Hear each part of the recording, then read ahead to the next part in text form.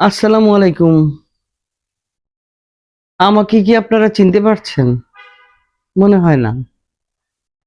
কারণ এই কয়দিনে আপনারা অনেক সংবাদ, অনেক রকমভাবে সংবাদ আমার নামে শুনেছেন। শুনেন নাই?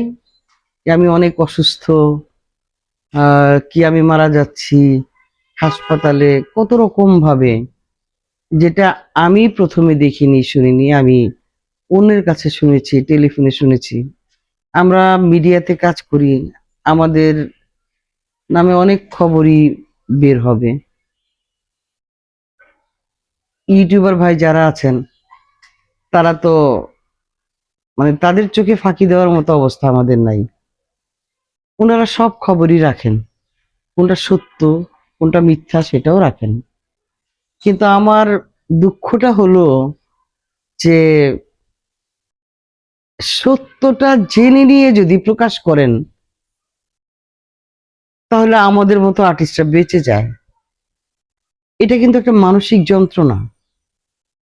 আমার নামে এই খবরগুলি প্রচারের পর থেকে আমি কিন্তু মেন্টালি সিক।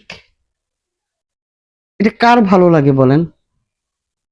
কারো মৃত্যুর কথা শুনতে, কারো অসুস্থতার কথা শুনতে ভালো লাগে কি? আপনার লাগবে? ভালো লাগবে না। আমি মানুষ, আমারও তো শরীর ভালো লাগতে পারে, খারাপ লাগতে পারে, আপনারও তাই। একটু কাশি হবে, একটু সর্দি হবে, জ্বর হবে, টুকটাক এরকম হতে পারে না? ফ্যামিলি সবার হতে পারে, আমারও হতে পারে। তো এইটা যেটুকু ওইটুকু নিউজ হলেই ভালো, বা ফোন করে জেনে নিলেও আমরা জবাবটা দিতে পারি যে না ভাই আমার স্বাভাবিকভাবেই আপনারা জিজ্ঞেস করেন যে কেমন আছেন আপা, বলি হ্যাঁ ভাই ভালো আছি, একটু শরীরটা খারাপ, সর্দি হয়েছে, কাশি হয়েছে, বাস এই তো। এমনও নাকি বলেছে যে আমি আইসিইউতে অনেক বেশি কি বার্ধক্যজনিত রোগে আক্রান্ত আমি। এই লাইনটা আমার চেহারার সাথে কি যায় বলেন তো?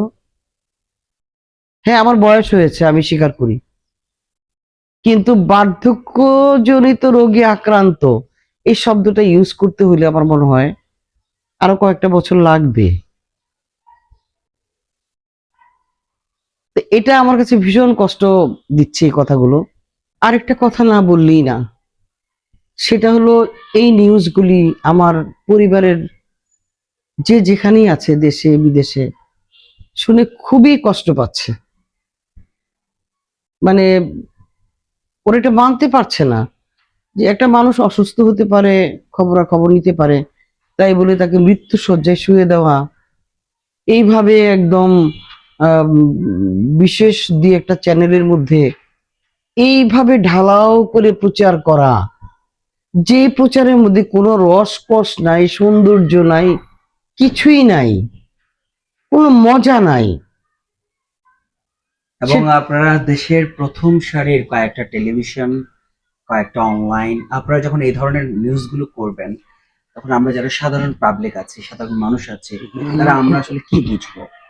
আপনাদের সবার উদ্দেশ্যে একটা কথা বলতে চাই। আপনাদের সবার প্রিয়, আপনাদের সবার ভালোবাসার অভিনেত্রী খালেদা আক্তার কল্পনা আপনাদের সবার দোয়ায় অনেক বেশি ভালো আছে। আপনারা সবাই আরো বেশি দোয়া করবেন তিনি যেন সবসময় ভালো থাকেন এবং আপনাদের মাঝে অনেক সুন্দর সুন্দর কাজ উপহার দিতে পারেন। আর আর সাংবাদিক ভাই ও বোনদের উদ্দেশ্যে একটা কথা বলতে চাই, প্লিজ এই ধরনের ফেক নিউজ গুলো করা থেকে বিরত থাকুন। আর কি জানি বলতে চাচ্ছিলেন? হ্যাঁ, আর আমি আপনাদের কাছে আবারও অনুরোধ করতে চাই, আমি আপনাদের প্রিয় শিল্পী, আমাকে মা বলে সবাই ডাকে, সবাই সম্মান করে, পছন্দ করে। আপনাদের কাছে আমার অনুরোধ, আপনাদের মানে কিভাবে বললে আপনাদের মনের মধ্যে আমি ঢুকতে পারবো, মানে এই ধরনের নিউজগুলি করবেন না প্লিজ। দরকার হলে আমার সাথে 5 মিনিট কথা বলেন ফোনে, আমি সত্যটা আপনাদেরকে জানিয়ে দেব।